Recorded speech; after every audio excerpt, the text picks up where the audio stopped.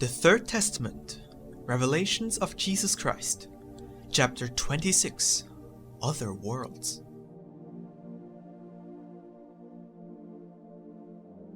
The universal light of Christ. Thus saith the Lord. In that era I told you, I am the light of the world. For I spoke as a man, and because men did not know of anything beyond their small world. Now, in the Spirit, I tell you, I am the universal light, that which illuminates the life of all worlds, heavens and dwellings, that illuminates and gives light to all beings and creatures. I am the Eternal Sower. Even before coming to the earth and being called Jesus by men, I was the sower, already known by those who were beyond the material, the confusion or ignorance. Those who inhabit spiritual regions and dwellings that you do not yet know and cannot imagine. From among those who knew me before I came to earth, I sent you many to give testimony in the world about me, to announce the coming of Christ, the love and the word of the Father. Some of them were prophets, others were forerunners, and still others apostles. This is not the only world that has known my passage. Wherever a Redeemer has been necessary, there I have been present. Yet I must tell you that while in other dwellings my cross and cup were taken from me by the regeneration and love of your brothers, here in this world, even after many centuries, you still have me crowned with thorns and tormented on the cross of your imperfections, drinking always from the cup of gall and vinegar. As my work of love contains redemption for all humanity, I await you with infinite patience. I have conceded not one, but many opportunities to each being for his elevation, and waited through many eras the awakening of all who sleep in profound lethargy. On the ladder of perfection there are many steps. In the spiritual veil and in the limitless space there are many worlds. And truly I tell you, I have always communicated with all of them, and my manifestation among them has always been according to the world they were in and their place on the spiritual ladder. While the human creatures argue about my divinity, my existence, and my doctrine, there are worlds where I am loved perfectly.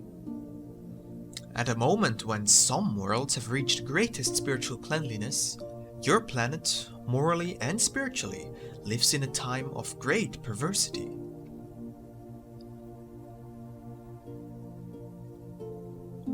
The spiritual link between the worlds. My divine light shines throughout the universe. You will find my presence wherever you seek me. I am the Divine Father who works to bring harmony to all of his children on earth and those who dwell in other worlds. Spiritual harmony among all beings will reveal great knowledge. It will provide you with spirit-to-spirit communication that will cut distances, bring the absent close, and erase borders and boundaries. This humanity will make great strides toward spiritualism.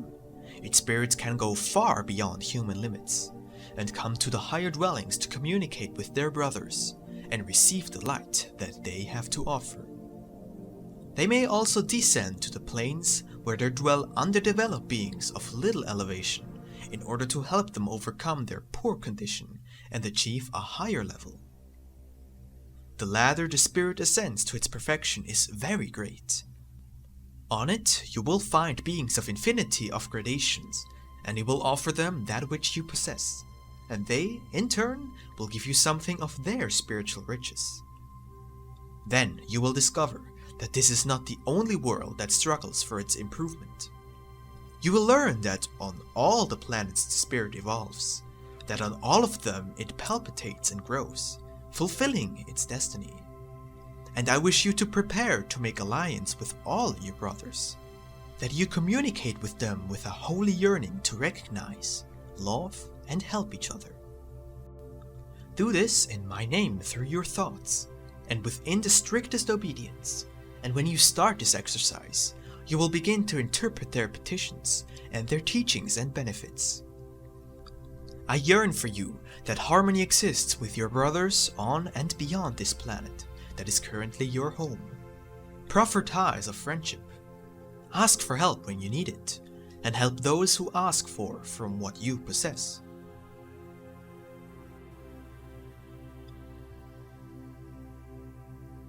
Learn to know other worlds and ways of life. Many times you have asked me what lies beyond this world, and whether those heavenly bodies that spin through space are worlds like yours. My answer to your curiosity has not completely dispelled the veil of mystery, because you do not yet have the degree of evolution necessary to understand, nor the spirituality indispensable to harmonize with other worlds. You have not yet managed to know or understand the teachings that the planet you live on offers you, and already you seek other worlds.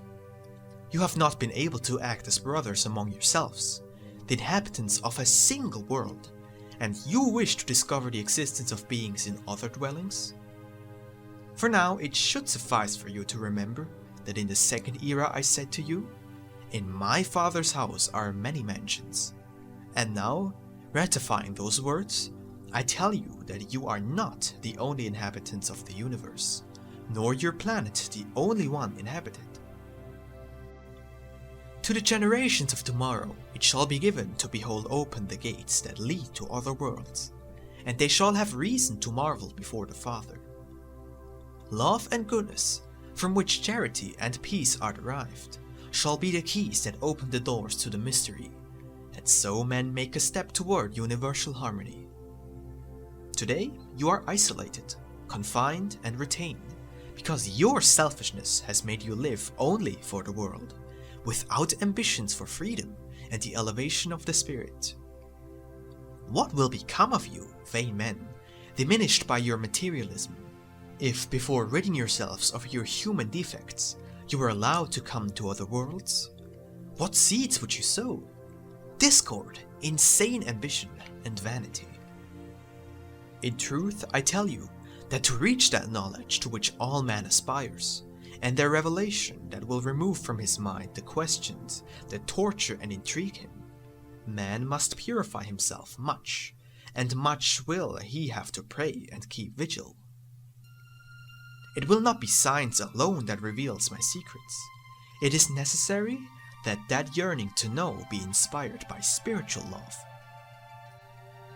When the life of men has reflections of spirituality, I tell you, they shall not even have to make an effort to look beyond their world, for at the same time they will be sought out by those who inhabit the higher dwelling places.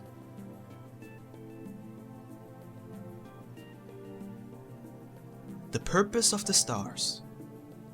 In your Father's house there are many dwellings, which are the infinite steps of the ladder that lead to perfection. From them the spiritual word descends to manifest itself among you.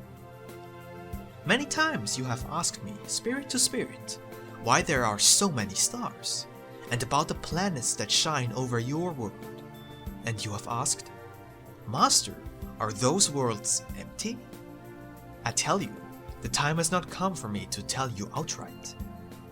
When men have reached spirituality, the great revelations will be given to them, and they will be able to communicate with those beings beloved by my divinity. Spirit to spirit, and communication of thoughts between all the brothers will occur. Still, from today forth, know this: all of the worlds are inhabited by my creatures. Nothing is empty. All are blessed gardens cared for by Mary, the divine tenderness.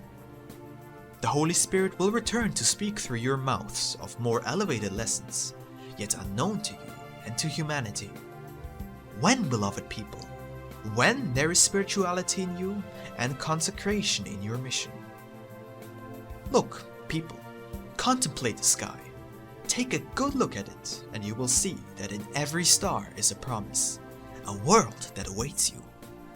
There are dwellings promised to the children of God, which all of you will come to inhabit. For all of you will know my realm, which was not created only for certain beings, but as a universal home where all the children of the Lord shall be gathered.